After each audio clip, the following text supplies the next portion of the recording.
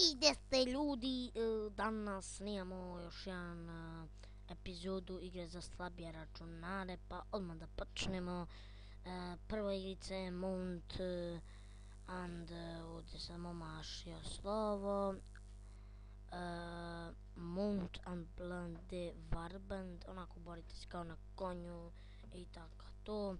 Onda po meni i najbolja igrica Call of Duty 1, može i Call of Duty 2, ali ja preporučujem Call of Duty 1, nemam pojma iz kojih razloga. Sljedeća igrica je GTA 3, to je znači retardirana igrica, onako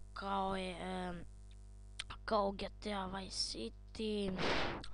Onda sljedeća igrica je Battlefield 1942 igrica, znači igrica je ono fenomenalna, grafika nije neka, ali mislim da može na svaki kompjuter. I četvrta igrica, ne znam baš da li je slaba i ne znam baš da li može na sve kompjutere.